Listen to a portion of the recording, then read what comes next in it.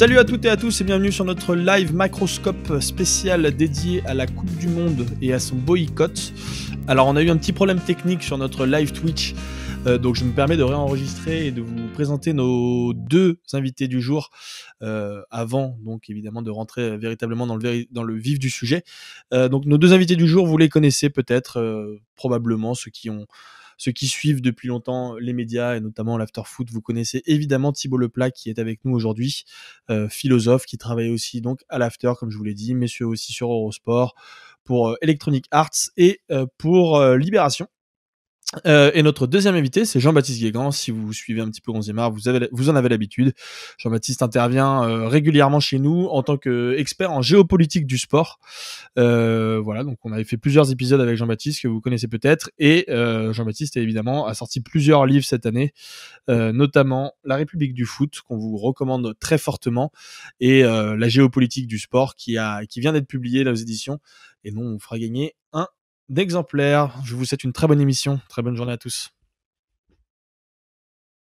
Avant tout ça, moi j'ai quand même fait travailler un petit peu Flo. Je lui ai demandé de nous faire une petite contextualisation du sujet. Est-ce que Flo, tu veux nous raconter un petit peu de quoi on va parler pendant ce Écoute, live Twitch? avec plaisir, histoire de contextualiser un petit peu tout. À moins de 2 mois du début de la Coupe du Monde 2022 au Qatar, une question ne cesse d'être sur toutes les lèvres. Faut-il boycotter la grande messe du football? Joueurs, journalistes, politiques, fans, suiveurs ou non, chacun semble désormais avoir le devoir de se prononcer sur le brûlant sujet du boycott de cette 22e édition.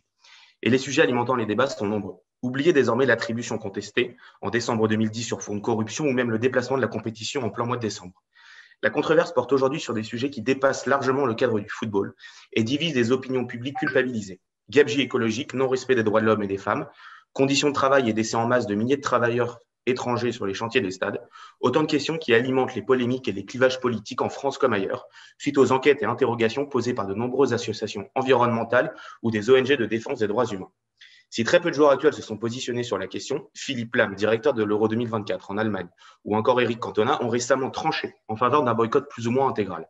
La pression a donc un temps pesé sur les épaules des footballeurs, avant de s'étendre aux journalistes, suite à l'annonce notamment du journal réunionnais Le Quotidien de son refus de couvrir l'événement, à l'inverse de l'ensemble des autres médias français comme l'Équipe ou Radio France, invoquant quant à eux leur devoir d'information. Pourtant, cette Coupe du Monde au Qatar 2022 est loin d'être le premier événement sportif et footballistique majeur à susciter la polémique. De la Coupe du Monde 1934 dans une Italie fasciste à celle de 2018 en Italie, en passant évidemment par l'édition 1978 en Argentine sous la dictature de Videla, les grandes compétitions footballistiques ont toujours posé la question du boycott et plus largement du rôle du sport dans notre société. Alors, à une cinquantaine de jours de la cérémonie d'ouverture, la question est plus que jamais brûlante sur fond de valeurs, d'éthique, mais aussi d'accaparation des grands événements sportifs. Merci Flo pour cette petite contextualisation. Avant de rentrer précisément dans le sujet du boycott, on voulait faire un petit point avec toi JB, parce qu'on sait que le Qatar est un pays que tu suis de très près via ton activité professionnelle. Euh, Où en est le Qatar à 2 mois de la Coupe du Monde en termes d'organisation, de structure? Où est-ce qu'ils en sont? Alors aujourd'hui, tous les stades sont livrés. Le stade de Lusail est toujours pas inauguré. Il y a eu un match test qui s'est mal passé. Où ils ont aussi signé des partenariats de collaboration avec le Pakistan, le Maroc, la France. Et aujourd'hui, le Qatar est prêt à organiser la Coupe du Monde, oui. Est-ce que c'est dans les meilleures conditions? Pas forcément. D'abord parce qu'il y a une intense campagne médiatique en Europe et en Amérique du Nord sur le sujet, pas ailleurs. Et à côté de cette campagne, on a aussi noté des problèmes organisationnels qu'on avait déjà vus lors des matchs de qualification qui ont lieu sur place. Des problèmes de gestion des flux, des problèmes d'accès au réseau et puis surtout un problème de coût, ce qui explique qu'une bonne partie des supporters, notamment français, ne vont pas y aller, pas simplement pour des questions de politique, mais aussi et surtout pour des questions d'accès, de conditions finalement de transport et puis surtout de coût général de l'hébergement. Ouais, toi, tu as été un petit peu sur place. Je sais que ouais, l'hébergement, c'était un gros sujet, notamment par rapport aux capacités d'accueil. Est-ce que toi, tu as pu voir un peu ça? Bah, ils attendent 1,2 million de personnes, il y a 3 millions de tickets qui vont être vendus. Le souci, c'est que en termes d'offres, ils ont à peu près entre 80 et 100 000 logements disponibles. Donc, on voit très bien le gap. Il y a des liaisons Qatar Airways qui vont être orientées vers Dubaï, vers Riyad, vers Mascate et même vers finalement Israël. On s'attend à ce que beaucoup des acteurs qui vont suivre la Coupe du Monde ne résident pas au Qatar, puisque finalement l'offre est insuffisante par rapport à la demande, notamment des spectateurs. Alors il y a certes des dispositifs comme des bateaux qui vont être amarrés au niveau de la corniche, etc., mais ce ne sera pas suffisant. Et aujourd'hui, on est face à un événement qui sera un événement VIP dans une certaine mesure, puisque à 6 mois de la Coupe du Monde, on avait déjà la totalité des hôtels de luxe qui étaient bookés. Et puis là-bas, le Airbnb, c'est pas possible. Il y a un contrôle complet des sites d'hébergement. Et puis on peut même aller plus loin. Vous ne pouvez pas entrer au Qatar si vous n'avez pas un ticket. Ce ticket vous permet de réserver un vol et de réserver finalement un hébergement. Sinon, vous ne pouvez pas y aller. Alors, ça s'est assoupli un peu ces dernières semaines, mais on est face à un événement très particulier. Le pays va littéralement se fermer dans une certaine mesure au monde pour accueillir et réussir cette compétition. On verra ce que ça donne. Ça ne sera pas sans complications parce que on va avoir des milliers de supporters de tous les continents qui ont clairement une autre manière de vivre le football. J'ai envie de vous dire, on verra ce qui se passe. C'est clair. Sur la question des supporters étrangers sans billets qui pourraient rentrer sur le territoire, je crois qu'ils ont finalement autorisé, après la phase de poule, l'arrivée de supporters sans billets. Oui, alors entre ce qui est autorisé et ce qui va réellement se passer, il va y avoir un écart. C'est-à-dire que déjà, les vols ne sont pas forcément accessibles. Ensuite, vous n'entrez pas au Qatar comme ça. C'est-à-dire que le seul point d'entrée, c'est soit le point d'entrée terrestre par l'Arabie Saoudite. Bon, concrètement, vous ne passerez pas par là. Soit vous arrivez par l'aéroport, et l'aéroport, c'est pas aussi laxiste que certains aéroports européens. Vous passerez pas comme ça non plus.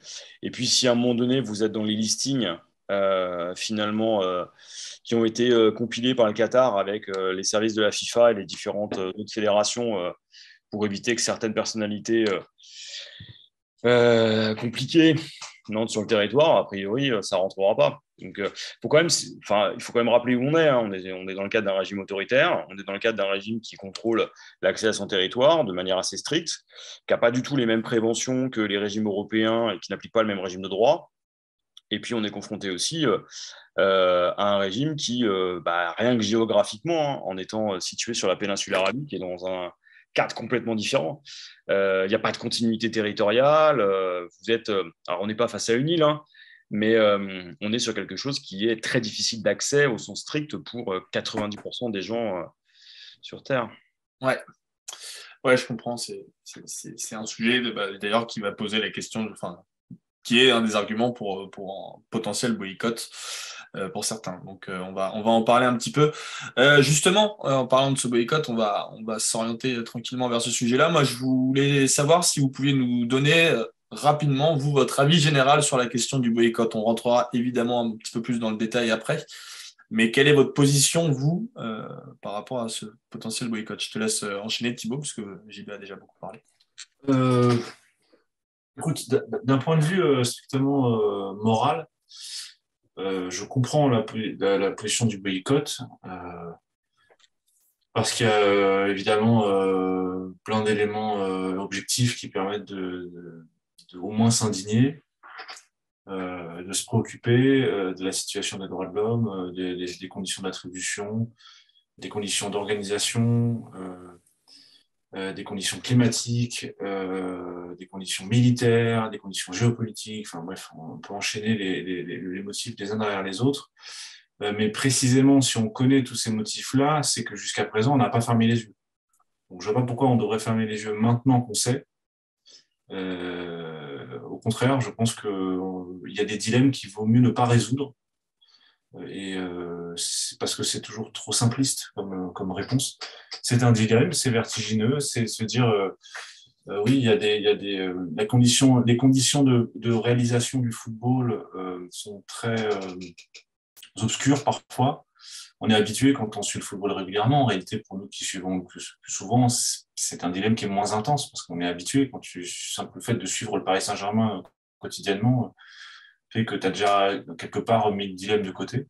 Je rappelle les débats au moment du rachat de la part QSI du Paris Saint-Germain. Beaucoup avaient déclaré même qu'ils allaient boycotter le Paris Saint-Germain. Avec le Qatar, il se passe un peu la même chose. Je pense que toute forme d'aveuglement sur des situations-là, d'aveuglement moral, me semble une mauvaise solution et me semble une forme de cynisme parce que fermer les yeux, le monde dû-il en périr, me semble pas une position politiquement responsable. JB. Après cette brillante présentation, je peux que partager. La situation au Qatar, elle n'est pas enviable, elle est compliquée, elle est irrespectueuse des droits de l'homme, des droits des minorités, des droits des LGBT, il faut le dire. Et c'est aussi le propre de cette manifestation, c'est que ça a permis de mettre ça en avant. Donc c'est aussi pour ça que l'aveuglement qui consiste à ne pas vouloir y aller et à ne pas vouloir en entendre parler, c'est aussi nier ce que cette manifestation permet. Malgré elle, elle jette littéralement l'attention finalement sur ces sujets. Pour ce qui est du boycott, moi je vais juste me placer au niveau des relations internationales. Les relations internationales, par définition, c'est une relation sociale. Et donc la relation sociale, elle consiste en la mise en relation de deux acteurs, à minima. Là, si on commence à expliquer qu'on doit boycotter le Qatar, je ne vois pas comment on arrivera à discuter avec lui et à le faire évoluer. La politique de la chaise-vide en relations internationales, elle ne sert pas à grand-chose, si ce n'est qu'elle crée des rapports de force et des tensions. Ça peut servir à certains moments, mais dans le cadre du sport et dans le cadre du boycott, toutes les stratégies de boycott depuis plus de 50 ans n'ont amené à rien. C'est-à-dire que si demain on m'explique par A plus B que le boycott permet de faire évoluer la situation des workers sur place, etc., mais évidemment, je suis le premier à boycotter. Le souci, c'est que c'est historiquement faux et que derrière, on n'a finalement, on n'a aucun précédent, on n'a aucun exemple de boycott qui ait fonctionné. Que ce soit un boycott sportif, alors c'est les Jeux de 80 à Moscou, c'est les Jeux de 84 à Los Angeles, ou boycott diplomatique, ce qu'on appelle les semi-boycotts. Donc, c'est Joe Biden, par exemple, qui ne se rend pas à Pékin. Ça sert à deux choses. Ça sert d'abord à contenter son opinion internationale et surtout son opinion nationale. C'est-à-dire que ça permet de faire de la communication politique et quand vous ne pouvez rien faire, vous faites et vous appliquez une stratégie de boycott. Et puis, il y a aussi une dernière chose, mais là, c'est très franco-français, parce qu'on ne le voit pas forcément ailleurs. Il y a une vraie instrumentalisation politique du boycott. Et ça, c'est un peu gênant parce que entre hypocrisie, volonté de gagner en audience et de se construire une posture morale à des fins derrière de marketing politique, on a beaucoup d'acteurs qui se découvrent finalement une passion, une envie d'utiliser le sport et a fortiori le football parce que c'est tellement facile de taper sur le foot. Voilà, c'était les mêmes qui. On va faire un bouquin là-dessus, JB. Écoute, on pourrait faire un bouquin, ouais, puis il y en a un. C'est pas déjà fait. Remarque. Sur le sujet. On en parle aussi dans celui-là, là, dans le dernier. Là. Mais tu vois, par exemple, l'exposition universelle à Dubaï, c'est la même stratégie. Mais tout le monde y est allé. Puis ça a choqué personne. Donc une fois qu'on a dit ça, entre les valeurs à géométrie variable et l'efficacité politique, voilà. Il y a une dernière chose aussi, à mon avis, qu'il faut considérer sur la logique du boycott, c'est que si on considère le boycott, on considère que donc ce que nous disons est juste. Et je pense que les valeurs occidentales ont un avantage. Tout ça, c'est des sujets dont on va en parler un petit peu plus en détail après, parce que c'est des arguments qu'on entend, mais qu'il faut peut-être aussi mesurer.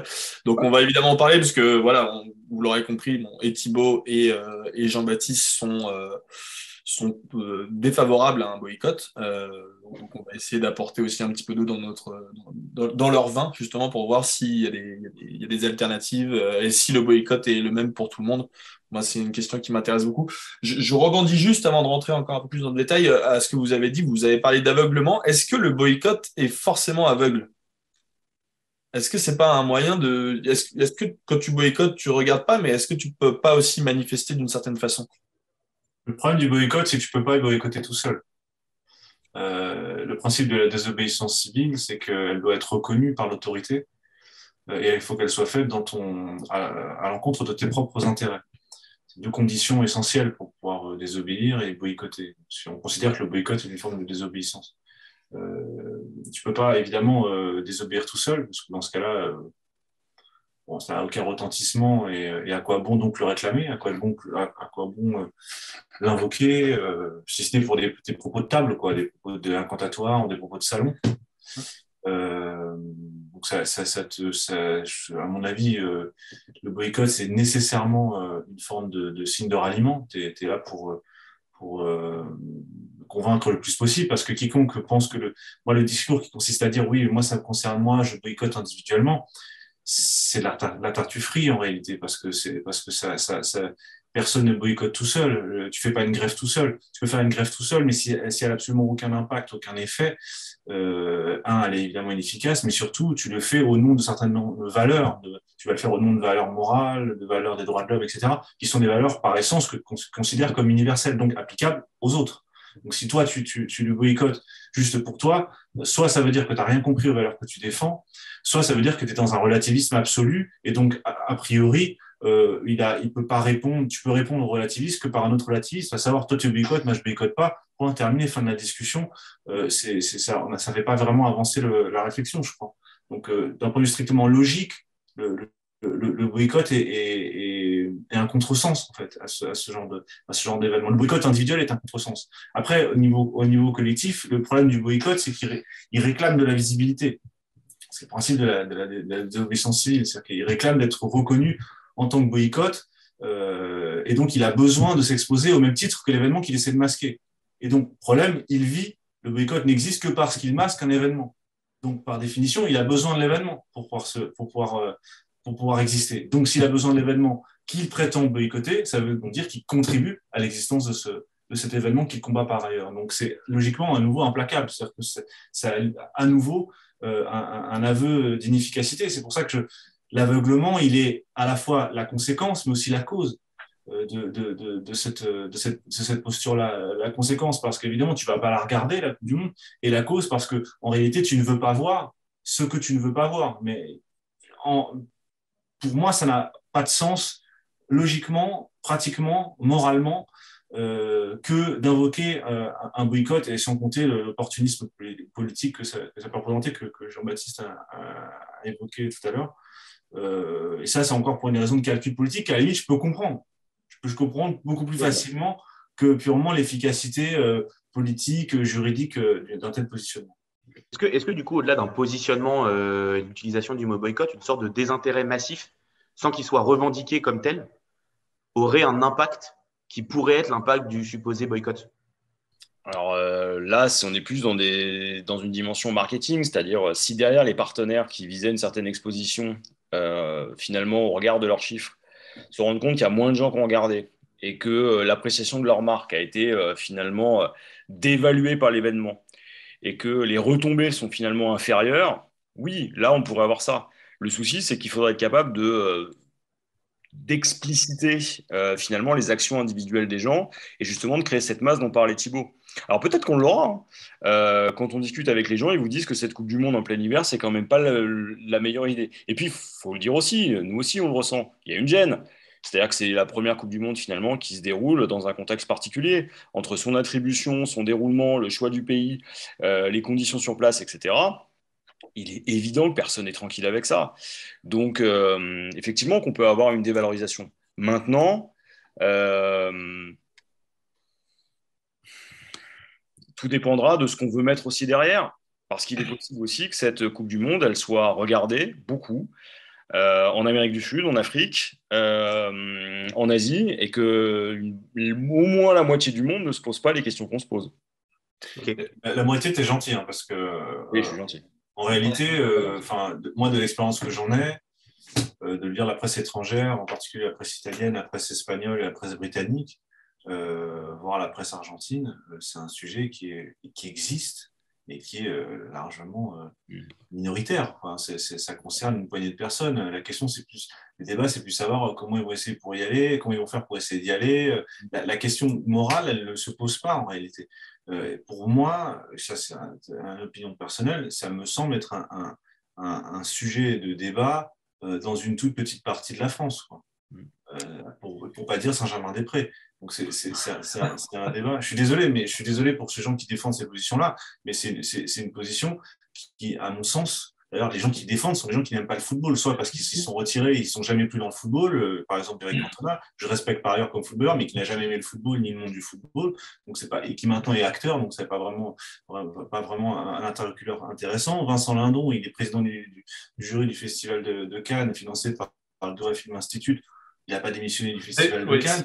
Non, mais- Voilà, tu peux faire... Le problème, c'est que tu es obligé d'être méchant, en fait. Quand tu reprends un par un ceux qui invoquent les boycotts, le boycott, tu es obligé d'être méchant parce que tu es obligé de rappeler la réalité. Et que la réalité, elle est grise, elle n'est pas blanche ni noire, que c'est une compétition qui a été attribuée il y a plus de 10 ans, il y a maintenant 12 ans. Ça fait 12 ans que le Qatar est sous la lumière et sous les focus de tout l'Occident. Et vraiment, les seules personnes qui se posent ces questions-là, c'est certaines catégories de population en France à un certain moment. Il y a des gens, il y a une gêne. La gêne, elle a toujours existé. Il y a eu les articles de France Foot, il y a eu les enquêtes de Philippe Auclair. Il y en a eu beaucoup. On est tous d'accord pour ça. Mais comme il y a des gênes de voir le Chelsea d'Abramovich, comme il y a des gênes de voir le Qatar du Paris Saint-Germain du Qatar, comme il y a des gênes de parler de rachat éventuellement de l'OM par l'Arabie Saoudite, oui, il y a des gênes. La gêne, elle existe. Mais je veux dire, il n'y a pas de gêne, il n'y a pas de plaisir, si je puis dire. Dans le sens où la gêne, elle est constitutive du réel. C'est normal qu'il y ait cette gêne-là. On essaie après de la juguler, de la combattre d'une certaine manière et de faire en sorte de faire un peu avancer les choses. Mais tu peux pas. Juste, je termine là-dessus. Pourquoi j'appelle ça du cynisme? Parce que en réalité, ce que tu fais pour des motifs que tu veux humanitaires, humanistes, pour aider les populations qui vont être en danger, les populations qui sont maltraités par soit la législation qatarienne, soit par les conditions d'organisation de la compétition, en réalité, en détournant les yeux, ça provoque exactement l'inverse. Qu'est-ce que c'est si ce n'est que du cynisme de considérer que tes convictions ont plus d'importance que toute la réalité du monde? C'est ça le cynisme, c'est le faire par calcul. Or, je crois que la responsabilité, l'éthique de responsabilité, c'est regarder les choses en face. Oui, il y a des grandes difficultés. Oui, mais aussi, oui, c'est la première fois qu'une Coupe du Monde est organisée au Moyen-Orient, qui est devenu le centre névralgique du football dans le monde, pour le pire et pour le meilleur, qu'on le veuille ou non. C'est une réalité géopolitique, économique, géostratégique. Donc, c'est finalement un peu le sens de l'histoire que ce soit organisé là. Il me semble que toutes les préoccupations qu'on peut avoir, on va certainement être surpris dans le sens comme dans un autre, sur l'organisation au Qatar. On ne sait pas, une Coupe du Monde en hiver, on va se retrouver à avoir des joueurs qui seront en meilleure forme qu'en été. Donc ça aussi, ça va avoir un effet sur le jeu. Ils seront moins préparés peut-être. Effectivement, ça pose d'autres problèmes. On ne peut pas anticiper. Ouais. On ne peut pas faire de la prospective sur quelque chose qui est extrêmement contingent comme une compétition sportive et n'y voir que le signe, par les biais de confirmation, le signe qu'en réalité, ça a été une erreur de la tribu au Qatar. Oui, ça a été une erreur de la tribu au Qatar. Dans ces conditions-là, oui. Mais comme ça a été une erreur, comme beaucoup d'autres choses ont été des erreurs. Oui, effectivement, personne n'a jamais dit le contraire. La difficulté maintenant, c'est qu'est-ce qu'on fait avec ça ? Qu'est-ce qu'on fait avec ça ? Et qu'est-ce qu'on pense ? Et moi, il me semble que c'est plus intéressant de penser la raison pour laquelle il y a une gêne, pourquoi c'est difficile, que juste fermer les yeux et passer à la télé en disant de toute manière, moi, quand la Coupe du Monde va commencer, j'éteindrai ma télé. Alors, je suis en partie d'accord avec ce que tu racontes. Après, il y a un sujet, quand on parle du boycott, on parle du boycott de manière généralisée et à aucun moment on se pose la question de savoir si le boycott est le même en fonction des acteurs. Je comprends votre démarche par rapport à des médias, à des grands médias internationaux qui doivent aussi aller sur place pour traiter une vraie réalité de terrain et justement ne pas être complètement aveugle, comme vous le dites depuis tout à l'heure. Mais quand on est un spectateur, par exemple, le fait de boycotter, alors je prends l'exemple des groupes de supporters, et le groupe de supporters de l'équipe de France, les irrésistibles français, nous on les a interviewés et ils ont laissé le choix à leurs membres de y aller ou de ne pas y aller. Mais par contre, globalement, il n'y a pas quelque chose qui a été mis en place pour qu'il y ait un vrai déplacement des groupes de supporters.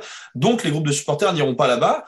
C'est leur choix, ils font ce qu'ils veulent. Mais il y a aussi une réalité, c'est-à-dire que des stades vides sur place, si tous les groupes de supporters font ça, des stades vides sur place, ça a un impact. Et c'est une forme de boycott, non ? On n'en sait rien. On n'en sait rien. On sait rien. Un stade vide, je suis désolé, on a vécu. On ne sait pas ce qui va se passer. Un stade vide, on en a eu pendant 1 an et demi. Donc, voilà, mais tout ça, ça a un impact sur la compétition. Alors, ça peut avoir un impact, mais la question, encore une fois, c'est pour ça, nous, par exemple, qu'on va sortir un bouquin après la Coupe du Monde. C'est que là, on ne va pas, par anticipation, expliquer que cette Coupe du Monde va être ratée. On sait qu'il y a des problèmes, on sait qu'il y aura des complications, mais il faut aussi s'attendre à ce qu'il y ait des réussites. Et qu'on le veuille ou non, il y a un moment donné… Surtout les voir, les réussites. Vous avez dit, voir ce qu'on voit. Il y aura de la complexité là-dedans. Moi, c'est ça qu'on dit. Je pense qu'avec Thibaut, on est d'accord. Le gros problème, quand on parle de boycott et de cette Coupe du Monde, c'est qu'on a une vision simpliste. C'est pas noir ou blanc. Et la réalité, elle est plus compliquée. Quand tu vas au Qatar et que tu leur poses la question, il y a une fierté incroyable pour ce peuple-là. Mais quand tu vas en Afrique, et moi, cet été, j'ai fait le tour de l'Europe, j'ai échangé avec une bonne dizaine de nationalités sur le sujet, mais ils ne pensent pas comme nous, hein. J'étais encore en Italie il n'y a pas longtemps. Tu leur poses la question du boycott, en plus, ils n'y sont pas. Ils te la posent autrement, la question. Ils te disent, bah ouais, on va regarder, mais on aura moins d'intérêt, il n'y a pas la nationale. Bon, une fois qu'on a dit ça, il faut aller plus loin. Attendons de voir. Moi, je pense que cette Coupe du Monde, et c'est à titre personnel, hein, ça va être littéralement un tournant. C'est la première fois qu'on aura réussi à mettre en place finalement autant de sujets sociétaux, environnementaux en même temps. Cette Coupe du Monde, on a oublié, hein, c'est pas alors, ça va être probablement le premier événement qui va avoir été déplacé pour des raisons liées au changement climatique. Et je sors de là les cannes. Mais on est dedans. Peut-être que dans 30 ans, on regardera cette Coupe du Monde en se disant ça a été la Coupe du Monde de la prise de conscience.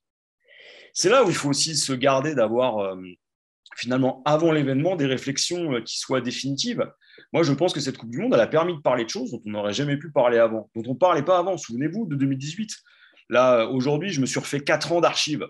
D'abord pour le live, et tu te rends compte que, par exemple, le Danemark a appelé au boycott de la Coupe du Monde et souhaitait ne pas y aller. Le groupe écologiste au Parlement européen a appelé au boycott aussi pour la Coupe du Monde en Russie.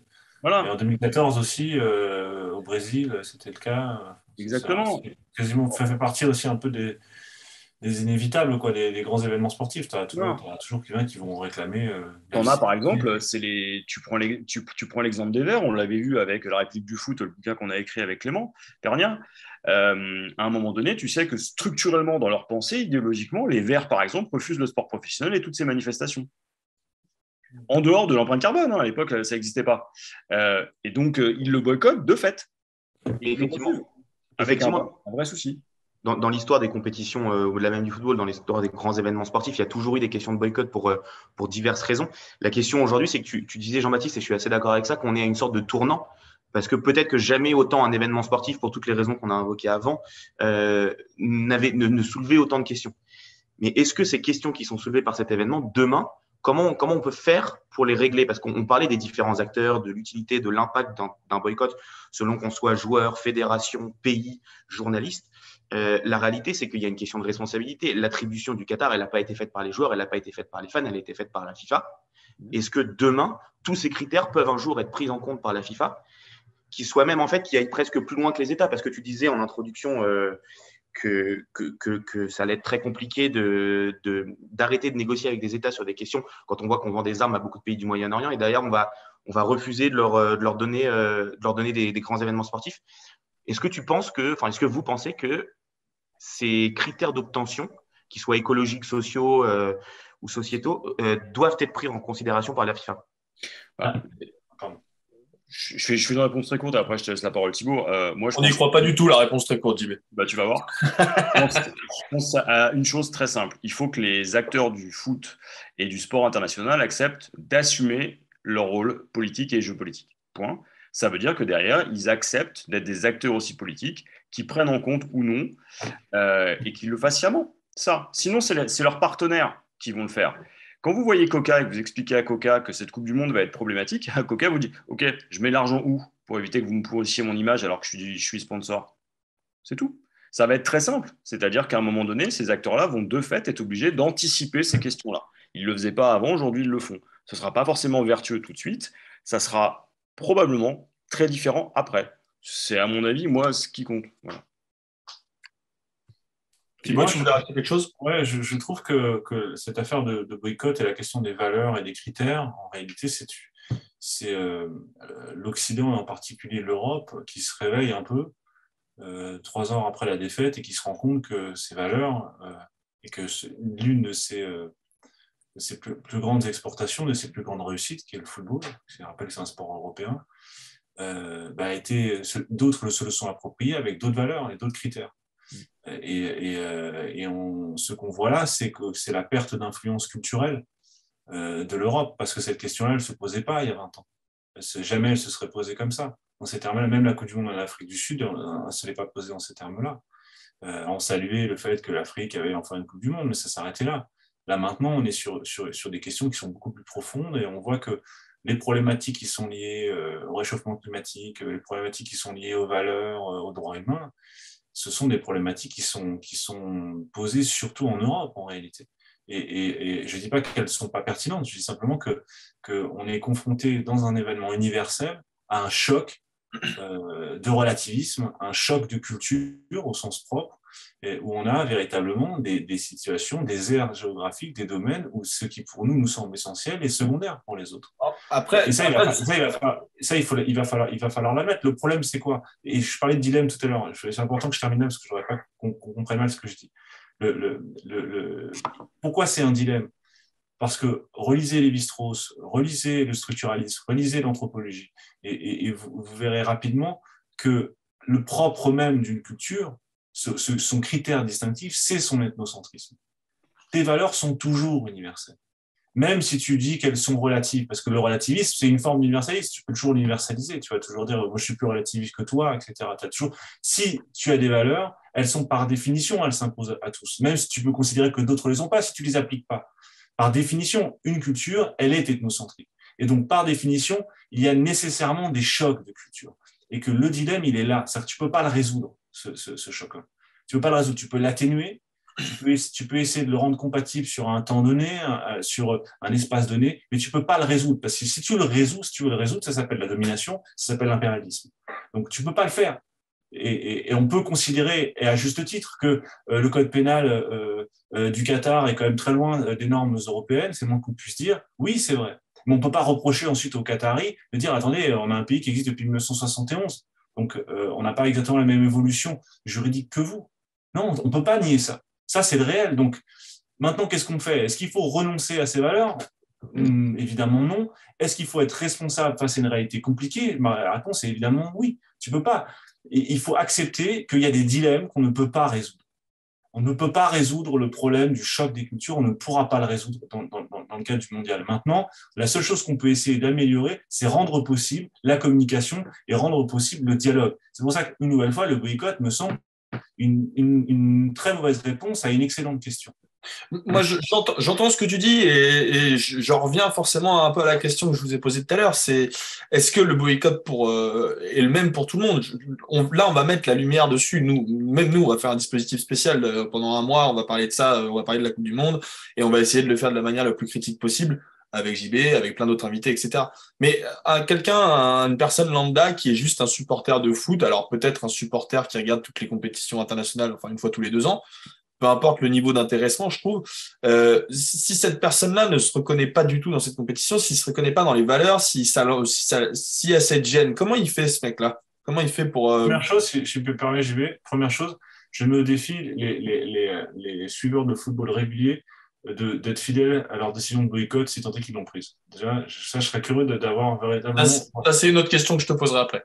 Mais c'est central. C'est central. C'est central, ouais, mais c'est pour ça qu'on va sinon, c'est incantatoire. Sinon, ça n'a pas de valeur. Donc, déjà, les gens qui suivent pour simplement parce qu'ils ont l'habitude de ce dilemme-là, ce que je disais tout à l'heure. Donc, la question en réalité, elle se pose pour les gens qui n'aiment pas le foot. Donc, du coup, on peut se demander. Oui, mais il y en a beaucoup. Il y en a beaucoup sur les Coupes du Monde. Il y en a beaucoup sur les Coupes. D'accord, mais alors, régulièrement, on a droit aux mêmes bouquins, aux mêmes tribunes, aux mêmes papiers qui nous expliquent pourquoi le football, finalement, c'est. Alors, à une époque, c'était le symbole du capitalisme triomphant. Ensuite, ça a été une peste émotionnelle. Maintenant, c'est le symbole de l'effondrement moral, climatique de la planète. Ok, si vous voulez, le football, il a bon dos, c'est le principe, il est universel. Donc, tu peux lui mettre tout sur le dos, de toute manière, ça va fonctionner. C'est le principe de l'universalité. Tu peux mettre ce que tu veux dedans. Donc, lui, là, évidemment que ces problèmes se posent. Mais je crois qu'à mon sens, la question du boycott, c'est d'abord, à mon sens, et je vais dire avec prudence, c'est d'abord un problème générationnel qui est lié à un ensemble de prises de conscience qui est lié notamment aux prises de conscience climatiques et qui est lié il y a une petite musique qui monte où il y a un certain nombre de générations qui se préoccupent des modèles, des anciens modèles et des anciens modèles selon lesquels à partir desquels on a organisé les grands événements sportifs. Là-dessus, moi, je peux aller que dans le sens de Thibaut. Tu parlais de catégories. C'est vrai, quand on regarde votre génération, moi, je le vois avec mes étudiants, je le vois avec les lycéens que je peux croiser ou tous ceux qui ont finalement moins de 30 ans. Il y a une plus grande préoccupation pour ça. Et c'est évident. Et j'ai envie de te dire, tant mieux. Après, d'abord, je ne suis pas sociologue, donc je ne vais pas commencer à te faire une étude structurée. Mais ce que je vois aussi, c'est que ça concerne beaucoup de gens qui suivent le foot de manière très occasionnelle. Les dilemmes avec Thibaut, on les connaît, hein, on est fan du PSG, donc à partir de ce moment-là, c'est simple. Hein. Le simple fait d'avoir été racheté par QSI, je peux te dire que moi, ça fait plus d'une décennie que je me pose la question. Hein. Ça fait 12 ans qu'on parle de ça. Voilà, je ne l'ai toujours pas réglé. Tu vois les supporters marseillais, j'en connais beaucoup. Quand les Saoudiens sont arrivés, j'en ai même discuté avec les supporters du Newcastle, et à un moment donné, ils sont contraints. C'est-à-dire que tu as leur rêve. Ils étaient contents, JB. Les mecs qui défilaient dans la rue, ils disaient oui, on va voir Club Back. Ils étaient contents, ils remerciaient les Saoudiens. Et là, qu'est-ce que tu fais? Évidemment que tu peux être conscient, mais il y a un moment où tu peux aussi considérer le jeu tel qu'il est, et puis pas être dupe. C'est-à-dire qu'à un moment donné, tu peux aussi avoir une approche complexe, c'est regarder le jeu. Tu es content de voir Messi sous ton maillot, certes, mais enfin, tu n'es pas dupe non plus de ce qui se passe derrière. Et je suis le premier à aller expliquer la stratégie finalement du Qatar via le PSG. Mais encore une fois, moi, ce qui me gêne avec le boycott, c'est qu'on a l'impression qu'on résume encore la position à deux trucs. Moi, je pense à l'intelligence des gens. C'est-à-dire que je pense qu'on peut penser deux choses différentes. Je pense qu'on peut prendre du plaisir à regarder un match. Bon, alors avec les Bleus, c'est plus compliqué. Mais en tout cas, on peut prendre du plaisir à regarder du football, à penser le football sous l'angle tactique, etc. Et puis à être très lucide du point de vue politique. Après, si on veut s'en servir à titre personnel, dans le cadre d'une action politique personnelle, mais allez-y. Mais si vous ne regardez pas le football et que vous faites partie de ces supporters qui arrivent à partir des demi-finales, si ça vous pose un problème, allez prendre un verre ailleurs. Ça ne vous empêchera pas d'avoir une conscience politique. Ça affectera aussi l'événement parce qu'il sera moins conséquent. Mais pensons à l'intelligence des gens. Moi, c'est ça qui m'agace avec le boycott. J'en ai marre qu'on me dise quoi penser. Pour une raison très simple, c'est que je suis capable de faire la distinction. Et je ne suis pas le seul, à mon avis. Oui, après, il y en a qui sont aussi qui n'ont pas forcément tous les outils intellectuels pour faire la distinction. Je pense qu'il y a une procédure d'intimidation avec le boycott. L'intimidation, une forme de terrorisme intellectuel qui t'impose et qui te met en accusation. À partir du moment où tu ne boycottes pas, tu es donc supposé, moi j'en ai bloqué un ou deux sur Twitter comme ça, tu es censé en fait faire l'apologie, défendre soit le régime du Qatar, soit ne pas penser aux familles, aux 6500 familles endeuillées. On peut être lucide sans être un monstre. C'est évidemment qu'on est lucide, mais c'est trop facile de tout simplifier le problème, tu l'as dit très bien, de manière binaire, de résoudre un dilemme de manière binaire. Ça n'a aucun sens de dire. Surtout aussi complexe. Bien sûr, mais comme tout ce qui est humain, quoi, tout ce qui est humain est vertigineux et complexe. Et je trouve beaucoup plus intéressant d'essayer de décrire ce vertige que d'essayer absolument de le résoudre. C'est les bébés qui veulent résoudre les dilemmes en fermant les yeux. On dit ah, pousse, je joue plus. Attendez, c'est pas ça la réalité. Je suis désolé de rappeler que le réel il est plus compliqué que les bonnes intentions et que les bonnes intentions n'ont jamais fait une Coupe du Monde et si des pays comme le Qatar ou la Russie se précipitent pour organiser de tels événements, c'est pas pour rien. C'est précisément du fait de la force d'attraction du football et que précisément il rend aveugle à un moment. Et c'est pour ça que tout le monde se jette dessus et c'est pour ça que tout le monde veut se l'approprier et on reproche au régime autoritaire d'instrumentaliser le football, mais qu'est-ce qu'on fait, nous, quand on dit oui, nos valeurs occidentales, nos valeurs politiques, nous aussi on instrumentalise. Et évidemment, quand on a beau jeu de le reprocher aux autres. Donc, je ne dis pas que tout se vaut. Évidemment que je préfère les valeurs occidentales et que je préfère notre modèle, mais notre modèle, il est fondé sur quoi? Il est fondé sur la raison. Il n'est pas fondé sur la force, il n'est pas fondé sur l'enfermement des gens. Non, il est fondé sur la raison, sur l'intelligence collective.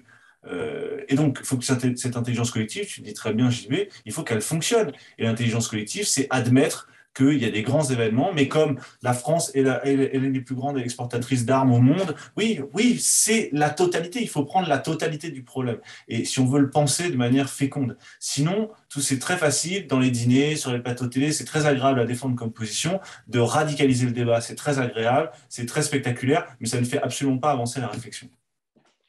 Est-ce que en réalité, quand on parlait de choc des cultures derrière, est-ce qu'on n'a pas finalement une sorte de… Tu reparlais du retour depuis 3-4 ans après avoir perdu la guerre des pays occidentaux et essentiellement européens de vouloir se réaccaparer le foot qui lui appartient. Mais est-ce qu'en fait, on sait que le foot est éminemment politique, qu'il est utilisé à des fins politiques, mais est-ce que la FIFA, parce qu'en l'occurrence, c'est elle qui attribue l'organisation et des grandes compétitions internationales, enfin en tout cas des Coupes du Monde, est-ce que la FIFA doit poser des valeurs, des morales, une sorte d'éthique comme critère d'attribution, ou est-ce que justement elle sait que le foot peut être utilisé à des fins politiques, mais ne doit pas poser ces questions, ces valeurs ou ces critères pour ne pas faire de discrimination envers des pays. On parle par exemple, au-delà même de parler de questions de valeurs, quand on parle de critères écologiques, on a effectivement des pays qui pourraient totalement…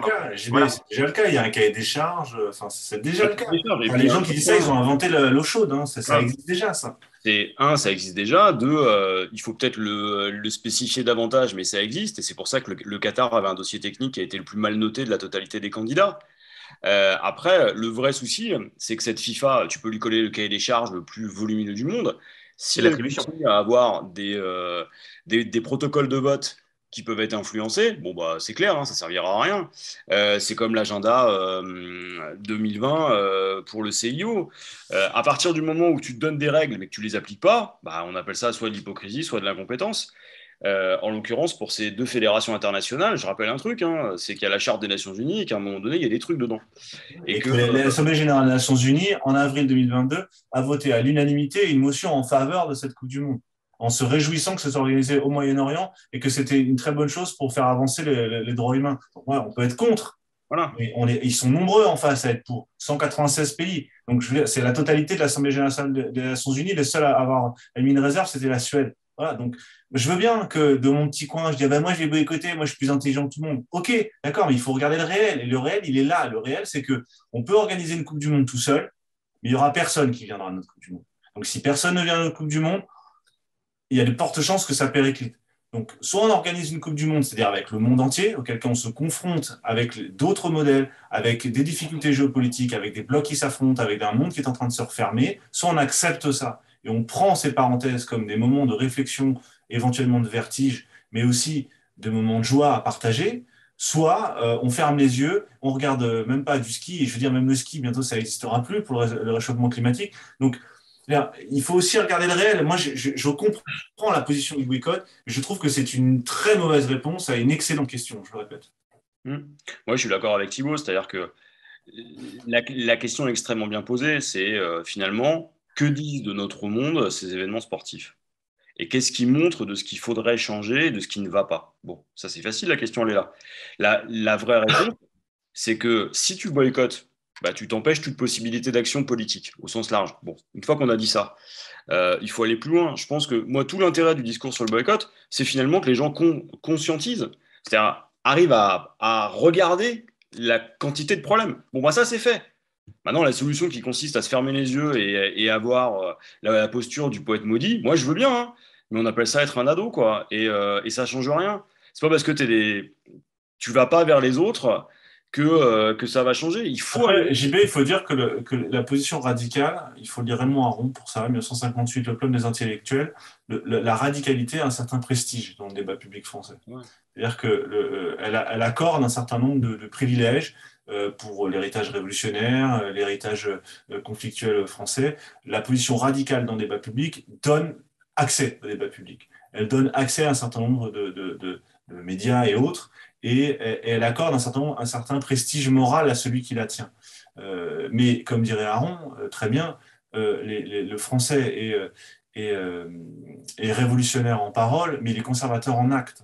C'est-à-dire il reconnaît le prestige de la radicalité, mais quand on va regarder les audiences, quand on va regarder véritablement, alors hormis, effectivement, il y a la question de l'équipe de France qui va brouiller un peu, à mon avis, le sondage, mais quand on va regarder la réalité des audiences et la manière dont la Coupe du Monde va être suivie, le problème de parler du boycott, c'est déjà parler de la Coupe du Monde.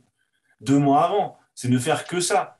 Donc, je veux dire, tout ça est un contresens absolu sur ce qui est en train de se passer. Et je crois qu'il y a des choses beaucoup plus urgentes à penser que ça. La question du fonds d'indemnisation d'Amnesty International, c'est un sujet beaucoup plus intéressant, beaucoup plus fécond, plutôt que de parler même Amnesty International n'appelle pas au boycott. Il faut se réveiller, il faut se rendre compte, c'est leur travail d'évaluer les droits humains. Ils ne disent pas que le Qatar est un modèle de respect des droits humains, évidemment. Simplement, c'est leur métier de vérifier ça. C'est eux qui monitorent tout ça, qui documentent tout ça. Et eux-mêmes ont fait un documentaire, eux-mêmes ont publié des études, ils ont publié des sondages. Donc, il faut regarder le réel, je le répète, et qu'il faut arrêter de se mettre dans des positions de victimes face à la réalité en disant « Ah bah oui, si c'est comme ça, je ne vais pas le boycotter.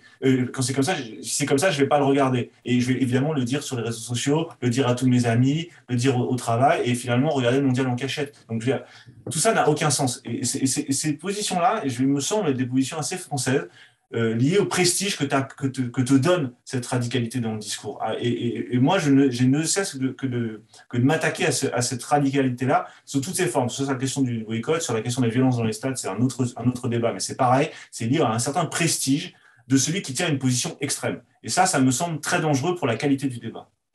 Mais après, la radicalité, c'est aussi ça qui fait avancer les choses. Donc, Mais alors, ça, c'est symptomatique de ce que je suis en train de te dire. D'où ça vient que la radicalité fait avancer les choses? Sur quel argument tu fondes ça? sur toutes les grandes causes, sociales, écologiques, c'est des idées qui sont. Laquelle, par exemple? Je sais pas, l'abolition de la peine de mort, à un moment, c'était inenvisageable qu'on abolisse la peine de mort. Le jour où on l'a fait, c'est devenu quelque chose de complètement normal. Mais c'était pas une position radicale. L'abolition de la peine de mort, c'était dans le débat public. Les Français, c'était divisé entre 40 c'était une position. Quand tu te positionnes avec le point de vue de quelqu'un d'il y a 40 ans. En l'occurrence, la peine de mort, en plus, c'est une solution juridique. Et évidemment, la réponse est oui ou non. Toi, peut-être que mon exemple n'est pas bon. C'est une solution qui n'est pas. Et qui était en plus dans un programme politique. Donc, qui était dans le programme commun. Alors, la cause environnementale, je suis désolé. Tu regardes les gens il y a 40 ans, tu parlais d'environnement et d'effondrement, etc. Ça avait l'air d'être une idée radicale. Aujourd'hui, c'est quelque chose qui est beaucoup plus normé. Mais depuis 2 mois. Mais 2 mois. Parce que la Gironde a brûlé. Il y a 6 mois, on parlait déjà de la Coupe du Monde de Qatar. Il y avait la question de l'environnement, la question des stades climatisés, par exemple. Oui, les stades climatisés, c'est un problème, mais c'est en hiver. Ça aura lieu, il fera 25 degrés à Doha. Oui, je veux bien que ce soit monstrueux sur plein de sujets, mais on se braque sur des sujets qui sont totalement secondaires et qui ne sont absolument pas le propos. C'est pas ça. La question, le Qatar sont les conditions d'attribution, les conditions d'organisation, le poids du Qatar dans les négociations internationales, le rôle de la France dans son lien avec le Qatar, la question des ressources naturelles en pleine crise avec l'Ukraine aussi. Renforcer les liens avec le Qatar, c'est essentiel pour le gouvernement français, pour avoir du gaz, pour pouvoir se chauffer. Donc, je reformule ma question. Est-ce que alors le fait de parler du boycott, est-ce que c'est pas plus pertinent que de boycotter en tant que tel? Est-ce que c'est pas ça qui amène à des débats, à des sujets, amène la construction d'idées, de débats, etc. et donc fait avancer les choses dans l'opinion générale?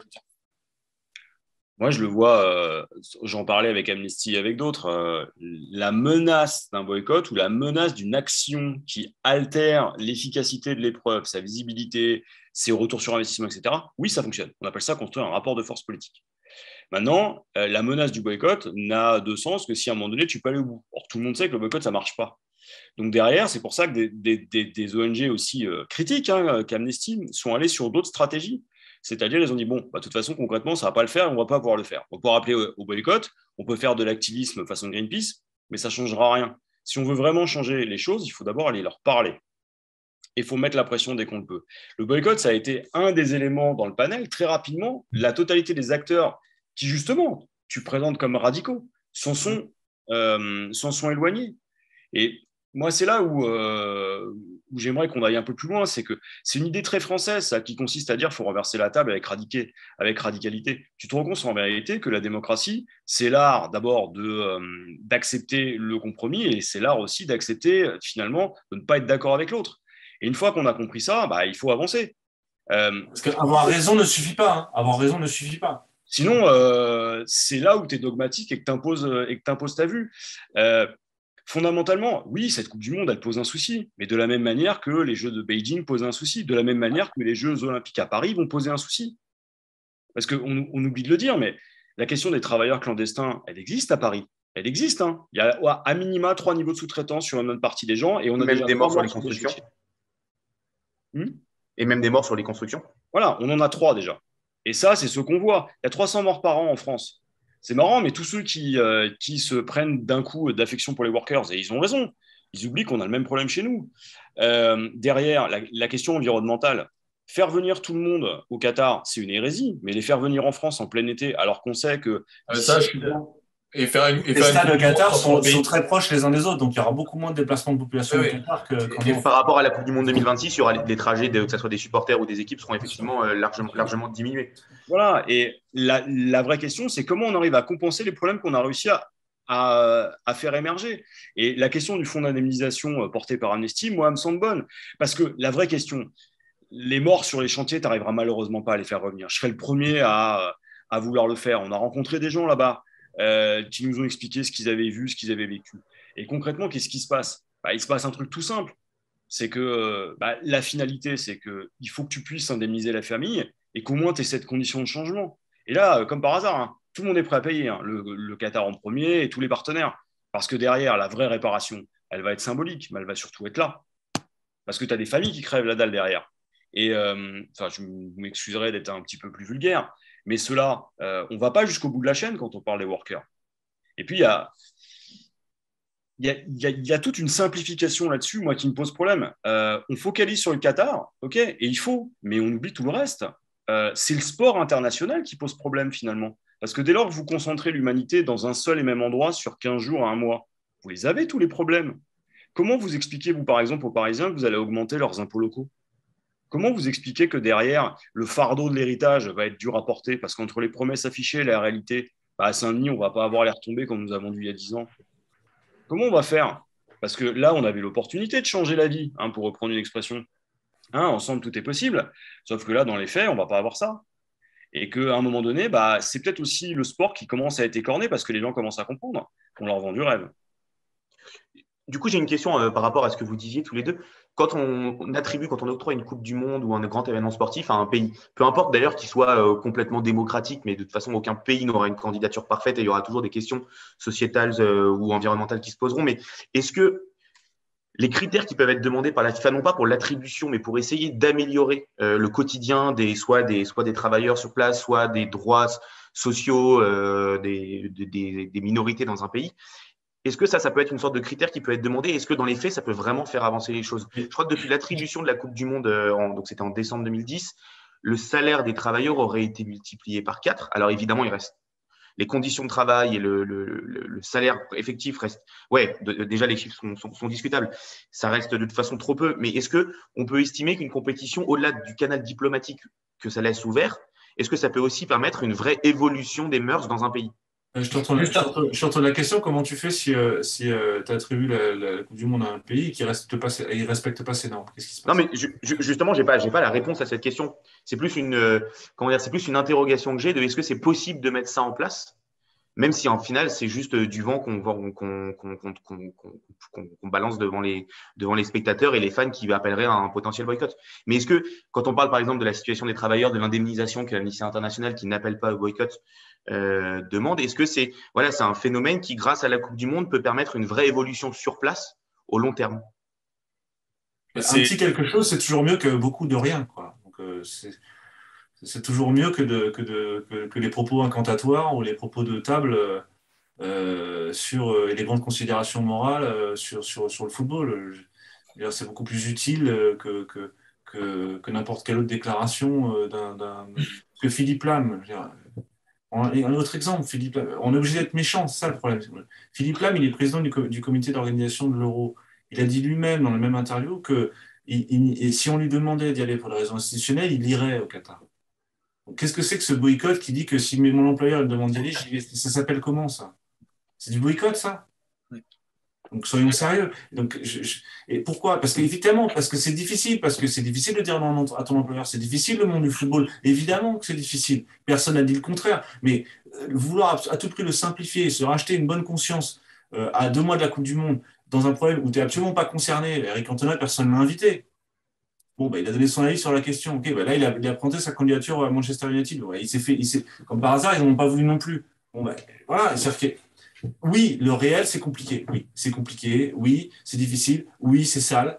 Oui, le football a besoin d'argent pour se financer. Et oui, les grands événements sportifs, ça coûte de l'argent, ça coûte du temps. Mais comme n'importe quelle fête, une fête, ça n'a aucun sens. Ça sert juste à brûler. Pareil, lisez Lévi-Strauss. Une fête, ça sert à rien. Une fête, ça sert juste à brûler. Ça sert juste à dire on est là tous ensemble. Et parfois, on s'endette pendant très longtemps pour payer son anniversaire, son mariage. Voilà. La Coupe du Monde, c'est une espèce de mariage à l'échelle de l'humanité. Donc, la fête, ça sert quand même à boire des bières. Hein. Voilà, pardon? Ça sert quand même à boire des bières. Hein. Oui, ça sert quand même à boire des bières. C'est un rituel qui n'a, d'un point de vue rationnel, si on s'en tient strictement à une évaluation purement logique, n'a aucun sens. Voilà. Maintenant, on a compris que ce n'était pas pour ça qu'on le faisait, pour d'autres raisons. Donc maintenant, la question est de savoir comment tu rends compatibles ces deux propositions contradictoires. Un, ça n'a aucun sens. Deux, je veux absolument l'organiser. Pourquoi on se précipite pour organiser les grands événements sportifs? Donc voilà, le modèle est à effectivement à repenser, mais c'est un non-sens écologique, c'est sans doute un non-sens philosophique aussi, et pourtant ça existe, et pourtant on en a besoin, et pourtant on en parle, même si c'est pour le boycotter, on en parle. Donc il y a quelque chose de plus profond, et c'était le thème de la tribune du jour dans l'IB, il y a quelque chose de plus profond qui est à mon sens lié à l'enfance, qui est lié à une résurrection de l'enfance tous les 4 ans. Et tout le monde redevient enfant pendant 4 ans. Et on ne renonce pas si facilement à l'enfance. JB, 18h16, normalement, on n'était pas censé avoir ces petits problèmes techniques. Je sais que tu dois partir. Est-ce que tu veux rajouter un petit dernier truc avant qu'on te libère? Je pense que le sport a une capacité de changement. Mais on peut dire la même chose de la culture au sens large et même du cinéma, puisque ça a été longtemps une de mes passions. Je pense que le sport a cette capacité de changement, mais faut pas non plus être naïf. Il n'a pas une capacité à révolutionner le monde, hein, sinon ça serait déjà réglé. Il peut être un élément qui amène le progrès. Et on l'a vu au Qatar. Alors c'est pas parfait, c'est pas fini, c'est pas suffisant. Ça sera peut-être pas pérenne après la Coupe du Monde. Il y a eu des avancées, elles sont pas partagées partout. Il y a beaucoup d'entreprises qui ne respectent pas. Mais là encore, la complexité, c'est ça. C'est avouer que le réel est beaucoup plus difficile à appréhender. Amnesty en a parlé. Il y a 2 très bons articles dans Mediapart justement qui reviennent sur ça. Il y a un livre qui va sortir de Quentin Miller sur l'esclavage moderne finalement qu'on peut voir dans le Golfe au sens large. Maintenant, le sport permet aussi de focaliser ça et de rencontrer tout le monde. Et bien mine de rien, moi je terminerai juste par ça. C'est que j'ai l'impression qu'on est moins stupide quand on accepte de rencontrer l'autre, plutôt que quand, par principe, on considère qu'il n'est pas comme nous parce qu'il n'a pas les mêmes valeurs, etc. Et que tu le disais justement, la fête, au départ, ça ne sert à rien. Et le sport, ça a été aussi pensé par ça, par Coubertin, même s'il avait une petite idée dans la tête qui consistait à préparer la jeunesse pour la revanche. Il espérait aussi, certes, la paix, mais surtout faire se rencontrer les jeunesses du monde. Mine de rien, on va quand même avoir un Iran-États-Unis. Je suis désolé, mais dans le contexte actuel, moi, je trouve que c'est beaucoup plus intéressant que de parler de boycott. On va avoir des matchs qui sont complètement improbables et on va avoir des équipes dont on ne connaît rien. Et c'est pour ça, par exemple, qu'avec Macroscope, on va faire une série sur les rencontres du premier tour et sur ce qui va suivre.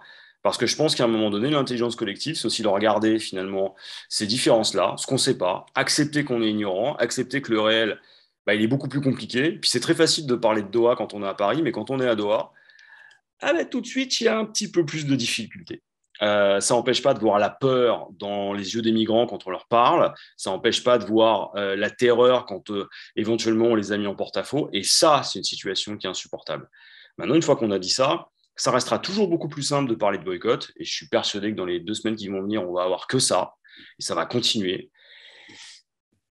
Mais c'est là aussi où il faut faire entendre une autre voix. Bon, je ne sais pas si on aura réussi. En attendant, moi, il faut que j'aille m'occuper de la famille et c'est une chose qui est primordiale aussi. Voilà. Ouais, merci beaucoup JB pour ton intervention. Thibaut, est-ce qu'on peut te garder 10 minutes de plus parce qu'il y a encore pas mal de questions dans le chat. Super.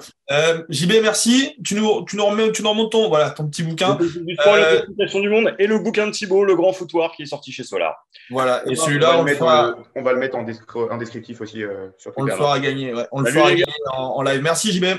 Oula, il est parti de manière expéditive. C'était génial. Flo, tu avais une question pour Thibaut. J'ai une question pour Thibaut, au-delà de ce que je pense moi-même. Peu importe qu'on soit pour ou contre le boycott ou pas, moi je suis assez de votre avis en tout cas sur le fait qu'on aura tous de toute façon on va tous partager une gêne qui est plutôt logique. Quel conseil tu donnerais, ou en tout cas comment on peut vivre, et est-ce qu'on peut vivre cet événement qu'on va tous vivre et qu'on va tous regarder, parce que je pense qu'ici personne ne va réellement le boycotter, comment vivre cet événement avec gêne mais sans culpabilité?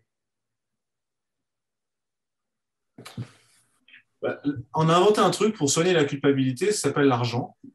Donc, on peut envoyer des sous à Amnesty International. Déjà, ça soulage généralement. C'est pour ça qu'on a inventé l'argent, ça règle. On transforme les transactions humaines en transactions financières, ce qui permet de. Alors, ça, c'est pas toujours à la même hauteur, mais ça permet d'échanger quelque chose. Donc, déjà, si vraiment on n'arrête pas à allumer la télé, envoyer un chèque à Amnesty International, je pense que des premières choses, je pense que ça ira mieux après. Un vrai chèque, pas en euros. Si on veut vraiment.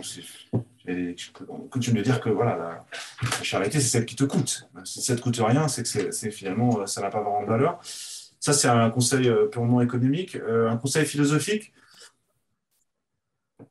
vous ne laissez pas berner par la pensée magique. Il n'y a pas de pensée magique. Il n'y a rien qui va résoudre les problèmes. Il n'y a pas aucune pensée qui va résoudre tous les problèmes. Et que mon conseil, c'est d'approfondir le vertige, d'approfondir le dilemme, voir c'est d'autant plus inextricable, plutôt que de le masquer et de voir le résoudre à tout prix, ne surtout pas le résoudre.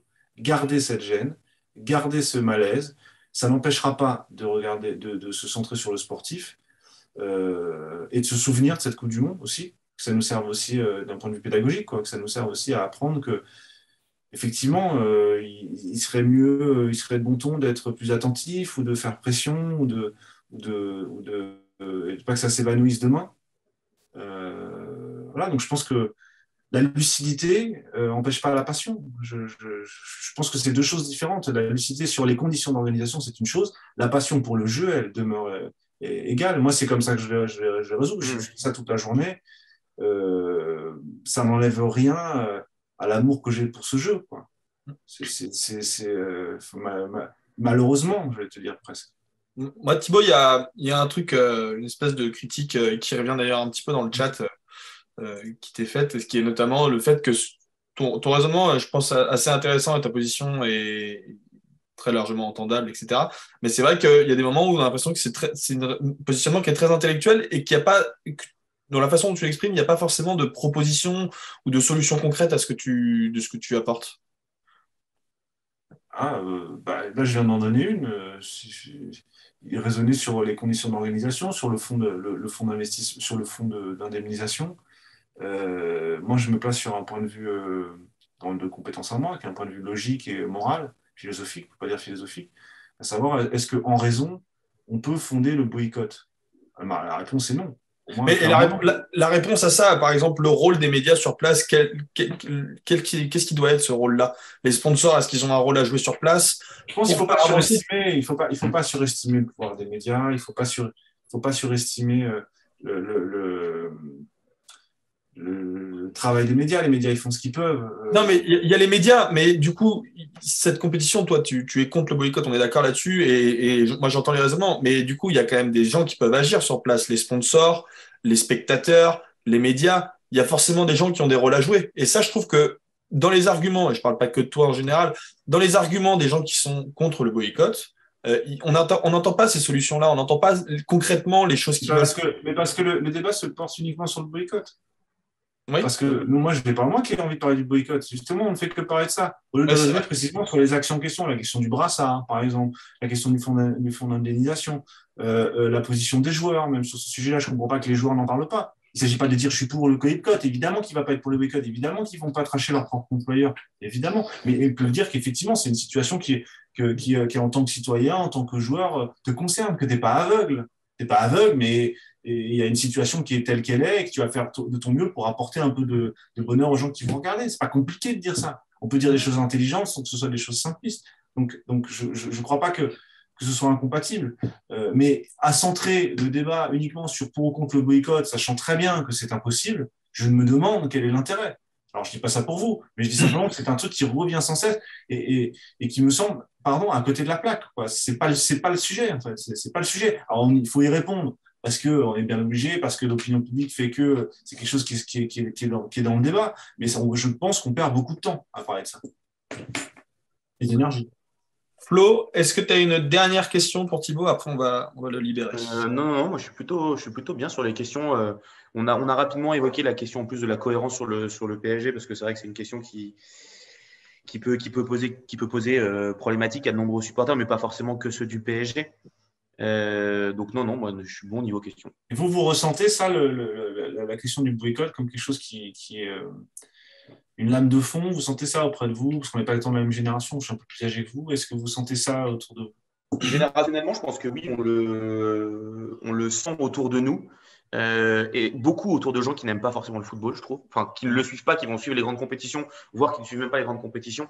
Là, oui. Et après, pour nous qui suivons le football, en tout cas, je vais parler pour mon cas, je me suis jamais posé la question à proprement dit du boycott, plus d'un désintérêt pour cette Coupe du Monde, par rapport à toutes les raisons qu'on a invoquées. Et aussi plus une lassitude que vraiment. Plus une lassitude. Une indignation. Une lassitude, ouais, plus ça. Plus qu'une réelle question de boycott. Et après, de toute façon, via 11e art et via le média, pour nous, c'est notre rôle de parler de traiter de la Coupe du Monde, que ce soit à la fois l'aspect sportif, mais aussi de l'aspect. Et c'est pour ça que, pour le coup, je peux comprendre tous les questionnements de boycott ou pas. Je trouve que le boycott le plus horrible serait celui des médias. Parce que justement, eux ont un rôle d'informateur et bien au-delà de l'aspect sportif, mais c'est grâce aussi à eux et à leurs enquêtes depuis qu'il y a l'attribution qu'on sait ce qui se passe au Qatar. Si ça sert bien à quelque chose, les médias, c'est bien à parler de ça. Sinon, exactement. Ça sert à rien, faire autre chose. Hein. Vas-y, Flo. Mais oui, en tout cas, pour cette question-là, la question d'autour de nous, oui, je le sens. Après, on vit chacun. Parce que je veux pas que les gens pensent que. Parce qu'on m'a reproché d'être un peu véhément, d'ironiser les partisans du boycott. Mais en réalité, c'est quasiment la légitime défense. Au sens comme je disais tout à l'heure, à partir du moment où certaines personnes défendent le boycott, si tu réponds sur le fond, on te dit ah oui, non, mais on comprend rien, ou c'est des arguments de philosophe. Et après, si tu réponds sur les personnes en question, sur les cas précis, si tu grattes un tout petit peu, tu te rends compte que ça tient quand même sur du sable, quoi, ces convictions-là. Moi, je suis d'accord avec toi. Il y a des gens très bien documentés, et tous les gens documentés sont contre le boycott. Moi, il y a que les gens qui ne connaissent rien qui sont pour le boycott.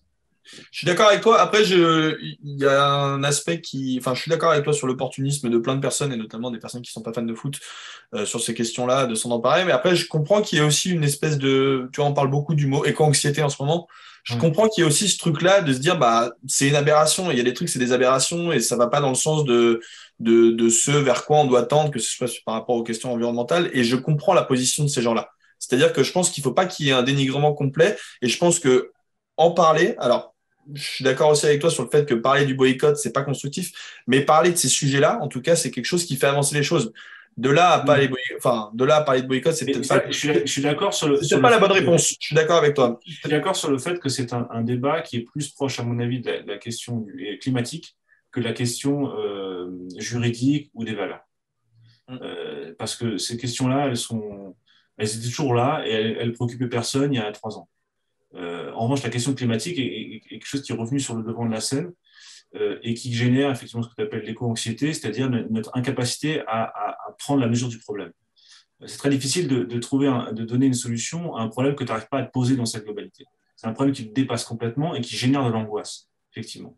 Et cette angoisse va se fixer sur un certain nombre de sujets. Ce sera tantôt le char à voile, tantôt la Coupe du Monde. Mais moi, ma position, c'est une position rationnelle, de dire regardons rationnellement, calculons rationnellement, utilisons des outils qui nous permettent de calculer l'empreinte carbone, mettons en place des systèmes qui permettent de compenser cette empreinte carbone, raisonnons avec la science, avec l'intelligence, avec la raison. Et ne raisonnons pas à partir de la pensée magique, à partir des procès d'intention ou à partir de l'angoisse. C'est des sujets qui sont trop sérieux pour être confiés à des gens strictement angoissés. Et c'est pour ça qu'il faut que tout le monde se calme et qu'on utilise l'ingéniosité humaine. L'humain là-dessus a fait ses preuves et on va arriver à trouver des solutions. Mais pour trouver des solutions, il faut d'abord penser le problème sereinement et le regarder dans sa globalité et ne pas fermer les yeux, ne surtout pas fermer les yeux. Effectivement, là, je suis d'accord, j'interviens, Thibaut, je suis d'accord avec toi sur le côté, il y a effectivement plusieurs débats, plusieurs sujets, que ce soit les droits des travailleurs, les droits des personnes qui vivent au Qatar pour des communautés ou des minorités. Il y a aussi cette question climatique qui, au final, est une question qui n'est pas propre au Qatar, qui va revenir sur tous les événements. Et il y aura même des événements qui seront bien purs d'un point de vue environnemental. J'ai assisté à un colloque la semaine dernière, Demain le sport, à Radio France. Je ne sais pas si tu y étais, où une des intervenantes, qui était une climatologue, donc qui était une personne extérieure au monde du sport, même si elle commence à conseiller des événements ou des clubs, disait que peut-être qu'il va falloir tendre vers des événements sportifs comme la Coupe du Monde, comme les Jeux Olympiques, sans supporters. Et en fait, là, la question dépasse largement le cadre pur du Qatar et ça va être effectivement une question. C'est pas sans supporters, c'est avec uniquement sans supporters qui viennent voyager pour ça. Donc en fait, on aura uniquement des supporters locaux ou alors des pays frontaliers s'ils peuvent venir de manière verte, on va dire. Ce qui pose un problème de liberté publique énorme. Exactement. Donc et pareil, ça redevient un dilemme. Le résoudre en disant il n'y a qu'à fermer plus de supporters comme ça, plus de problème. Oui, enfin, si précisément on défend nos valeurs et qu'on en veut aux autres de ne pas avoir les mêmes, qu'est-ce qu'on fait ? Qu'est-ce qu'on fait des libertés publiques ? On a le même problème sur le déplacement des supporters ultra. C'est le même sujet. C'est-à-dire qu'il y a le problème des antinomies de l'action historique. C'est-à-dire qu'il y a parfois des choses qui ne sont pas compatibles entre elles, qui créent des dilemmes. Des propositions qui ne sont pas compatibles entre elles, qui créent des dilemmes et qui rendent l'action extrêmement compliquée. Et c'est pour ça que la philo, elle est là pour essayer de clarifier. On invente des concepts pour essayer de clarifier un peu ce chaos dans lequel on évolue et tâcher provisoirement, sur un certain nombre de problématiques, arriver à rendre compatibles, au moins provisoirement, des propositions qui peuvent sembler contradictoires. Et que la question, effectivement, est-ce que un grand événement sportif est encore possible compte tenu des contraintes climatiques qu'on peut avoir. Je retourne à la question, est-ce que dans quelle mesure on a besoin d'organiser ce type de rituel? Rappelez-vous le confinement. Pendant le confinement, on a fait une distinction très claire, très simple, entre vivre et survivre. Survivre, on sait faire. On a besoin de nourriture, de l'eau, d'énergie. Mais ce n'est pas vivre. Rappelez-vous la monotonie, l'aspect anxiogène de la vie en confinement. Pourtant, on ne polluait pas à ce moment-là. Le problème, ce n'est pas ça, vivre. Vivre, c'est dépenser. Qu'on le veuille ou non, c'est dépenser de l'énergie, dépenser de l'argent, dépenser du temps. Et ce qui est très difficile dans ce débat-là, c'est comment arbitrer entre la survie et la vie. Parce qu'une vie juste au pain et à l'eau, il n'y a pas grand monde qui va vouloir la vivre. Et le football, il est en plein là-dedans. C'est-à-dire que c'est la chose, pour reprendre la fameuse citation, c'est pour moi Valdano, mais bon, il y en a d'autres, je crois, la chose la plus importante des choses les moins importantes. On a vu combien il était important d'avoir ce rendez-vous football pendant le confinement. En pleine crise de Covid. À un point qu'on pensait que le football allait s'effondrer. Et non. Non seulement il ne s'est pas effondré, mais les audiences ont été multipliées par je ne sais combien. Nous, Electronic Arts, ça a vendu énormément de jeux vidéo, énormément de jeux FIFA. Ça a pris une importance, pas décuplée, mais une importance encore plus grande qu'il en avait avant. Donc, il faut regarder la totalité du problème. Et ici, la question, ce n'est pas des événements sportifs polluent, donc il faut supprimer les événements sportifs. Non, c'est combien ça pollue, comment ça pollue, et est-ce qu'on peut s'en passer ou pas? Sérieusement, au-delà de la question purement incantatoire, oui, c'est simple, on a qu'à supprimer. On le remplace par quoi? Des pilules de Xanax? Mais c'est ça. Ouais, je comprends. C'est ça la réalité. C'est que si tu mets quoi à la place du divertissement? Trouve-moi un divertissement qui ne pollue pas, qui sert à rien, ou qui ne dépense rien. Ça n'existe pas. Ça n'existe pas. Et c'est ça le problème. Et je ne dis pas que c'est bien ou que c'est mal. Je dis que c'est une réalité et que sur lesquelles les sciences humaines se sont penchées pendant longtemps, l'anthropologie, l'ethnographie, tout ça, ça fait des années, voire des siècles qu'on s'intéresse à ça. La question de la fête, elle est centrale. On ne va pas supprimer le 14 juillet parce que ça pollue.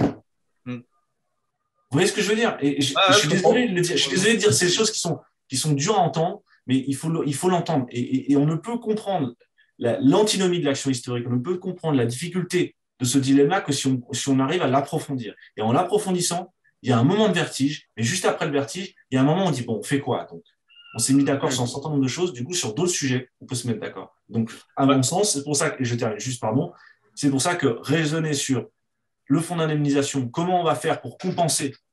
On pourrait faire la même chose sur la taxe carbone, on pourrait avoir une taxe carbone spécialisée, ou alors, comme on l'a fait pour la taxe carbone, avec un système de bourse pour les grands événements sportifs, qui se compenseraient les uns les autres, par exemple. Mais raisonnons là-dessus, plutôt que de se dire, on va tout supprimer, comme ça va arriver tout près. Tu sais, quand il n'y aura plus d'humains, il n'y aura plus de pollution. Moi, je suis d'accord avec toi. Après, je pense qu'il faut aussi entendre la réponse un peu utopique à ça, de se dire, le moment de vertige, on veut bien qu'il soit un peu compliqué, mais pour l'instant, il est surtout très long, parce que après le Qatar, c'est la candidature nord-américaine, donc ça veut dire que tu es encore reparti pour 4 ans. On parle de 2030, un truc en Arabie Saoudite et en Italie, donc le sujet va être encore sur la table. Donc, je veux bien le moment de vertige, mais jusqu'à quand, jusqu'à où?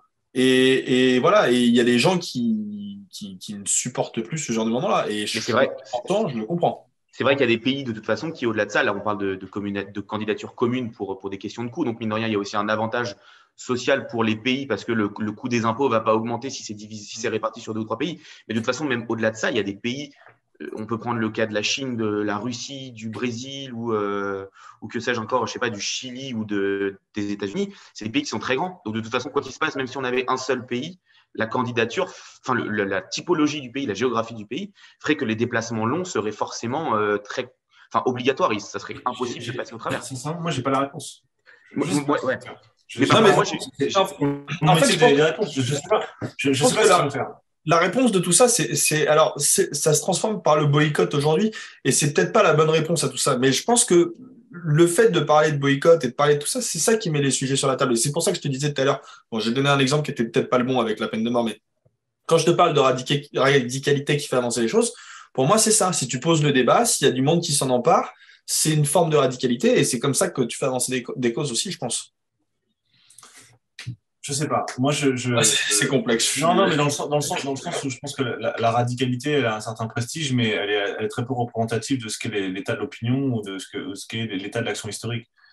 Tu peux avoir des propos outranciers sur un sujet, ça fait pas de ça, c'est pas pour ça que tu as raison. Oui, non, mais ça dépend de la forme de la radicalité. Je veux dire, c'est pas l'outrance, oui, elle attire l'attention, mais elle dure assez peu de temps, quoi. Ce qui compte, c'est la durabilité de ta mesure, la durabilité de ta position. Moi, ma position, elle est simplement de rappeler le réel. C'est juste de rappeler le réel, de dire oui, à côté de l'utopie, le réel sera toujours moins séduisant et il sera beaucoup moins publicitaire que l'utopie, c'est vrai. Et parfois, les appels au boycott, pour moi, sont des appels publicitaires. C'est pas quelque chose de réel. Alors effectivement, ça pose des problèmes sur les grands événements sportifs.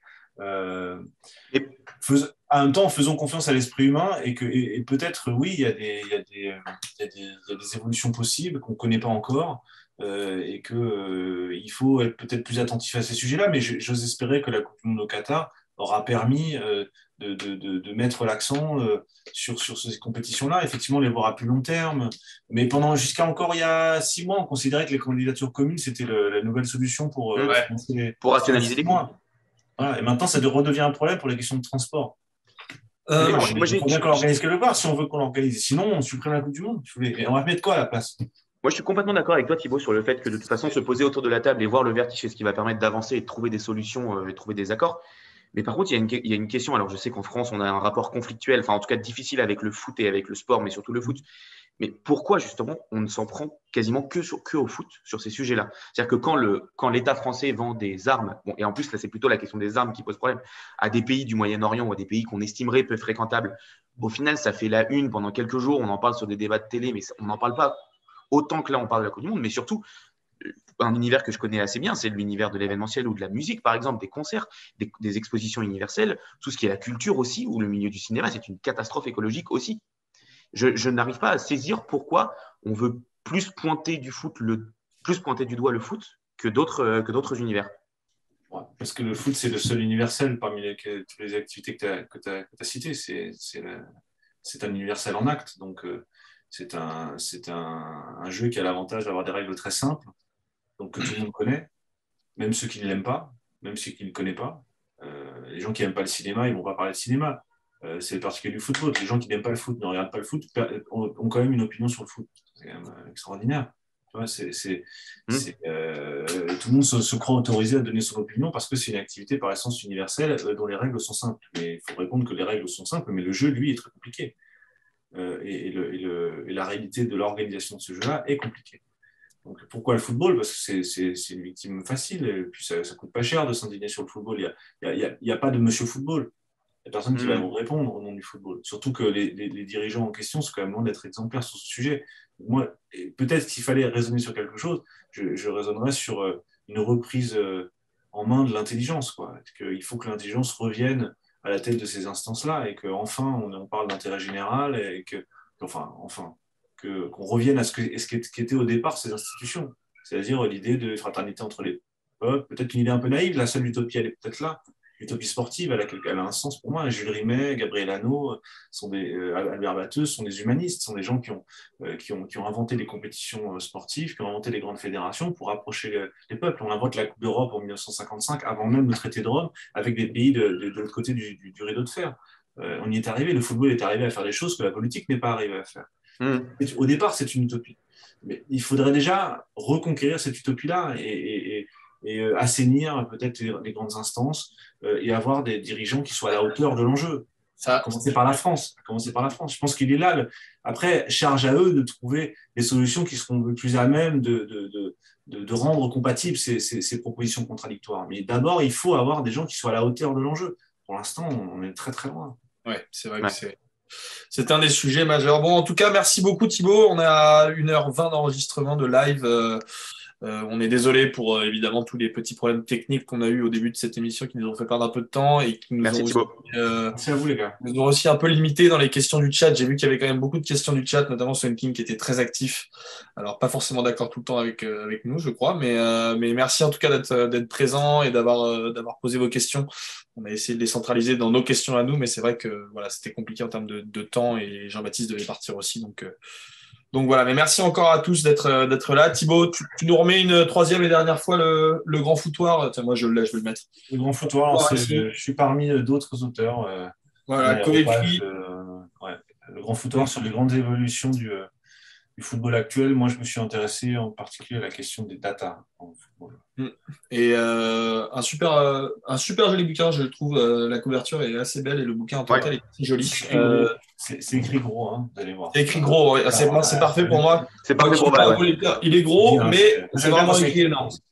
Donc voilà, n'hésitez pas à aller l'acheter aux éditions Solar, il faut le préciser. Voilà, il faut le préciser. Voilà. Voilà, merci encore Thibaut. Merci à tous d'avoir suivi ce live.